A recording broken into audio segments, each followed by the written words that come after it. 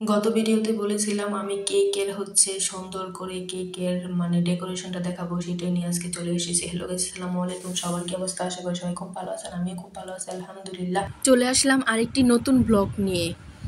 প্রথমে হয়তো অনেকেই খেয়াল করেছেন আমি বেটারের দুইটি কাটা আমি ডিপ ফ্রিজে রেখেছি। তার কারণ ওই কাটা দুইটা যদি আপনি 40 মিনিট বা আধা ঘন্টা ডিপ ফ্রিজে রেখে ঠান্ডা করে যদি এই ক্রিমটা যদি আপনি বিট করেন তাহলে খুবই ভালো হয়। ক্রিমটা খুব সুন্দর তাড়াতাড়ি বিট হয়ে যায়। তো সেজন্য আমি আগেই 30 মিনিটের জন্য বিটারের কাটাটা রেখে দিয়েছিলাম ডিপ ফ্রিজে। তারপরে দেখলেন আমি কোন ব্র্যান্ডের আমি এটা ক্যাপিটাল একটা হুইপ ক্রিম। এটা আমি সবসময় আমার কেকের জন্য আমি বাসায় আনানো হয়। তো এটা কিরকম হয় বা কে এটা ব্যবহার করেন অবশ্যই যারা যারা দেখবেন, যারা যারা বাসায় কেক বানান বলবেন। তো এটা এখন আমি বিটার দিয়ে আমি বিট করে নিব। মোটামুটি এটা বেশিক্ষণ লাগে না, যেহেতু আমি বিটারের কাঁটাগুলো আমি ডিপ ফ্রিজে রেখেছিলাম, সেটা অনেকটা ঠান্ডা হয়ে গিয়েছিল। মানে বিটারের কাঁটাটা, সেজন্য তাড়াতাড়ি আমার এখানে ক্রিমটা তৈরি হয়ে যাবে।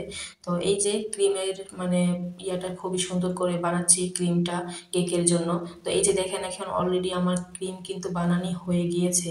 এখন আমি এখানে দুই ভাগ করব। একটা আমি একটু চকলেট ফ্লেভার কালার দিব, চকলেট কালার দিয়ে একটু বিট করে নিব। আর একটু বাকি সাদা অংশ রেখে দিয়েছি, একটু সাদা দিয়ে কেকটা ডেকোরেশন করব। আর এটা ক্রিম কালার দিয়ে একটু ডেকোরেশন করব।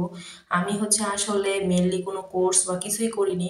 আমি ইউটিউব থেকে দেখে দেখে যতটুকু শিখছি বা যতটুকু পারি ততটুকুই বাসায় বানানোর ট্রাই করি। বাসার সবার জন্য বানানোর ট্রাই করি আর কি, এই আর কি। এতেই আলহামদুলিল্লাহ, কারণ বাসার সবাই বলে আমার কেক অনেক ভালো হয় আর আমার নিজের কাছে খুব ভালো লাগে, আলহামদুলিল্লাহ। তো এই আর কি, কি বলবো, বাজারে কেনা থেকে যদি বাহিরে কেনা থেকে যদি ঘরে বানানো কেক খাওয়া যায় তাহলে তো সেটাই বেটার, যেমনই হোক। তো এই যে এখন আমার এই প্যাকেটের মধ্যে যত বাকি ক্রিমটা ছিল সেটা আমি সংরক্ষণ করে রেখে দিই এইভাবে। কারণ আমার কাছে মনে হয় যে ওই প্যাকেটের মধ্যে থাকলে আমার ক্রিমটা ঝামেলা লাগে, সেজন্য আমি আলাদা একটা বক্সে সুন্দর করে সংরক্ষণ করে রেখে দিই। তারপর এই যে আমি এখন কেক ডেকোরেশনে চলে এসেছি। এই যে আস্তে আস্তে করে আমি কেকটা দুই পার্ট করে কেটে নিলাম। এই যে দেখেন আমার কাটার পরে আপনারা হয়তো বুঝতেছেন আমার কেকটা কত সুন্দর স্পঞ্জি বা এত সুন্দর সফট হয়েছে, কি সুন্দর করে কেটে ফেলেছি, সাথে সাথে বেশিক্ষণ লাগেনি। তো এখন আমি আস্তে আস্তে আমি ক্রিম দিয়ে আমার কেকটা ডেকোরেশন করব।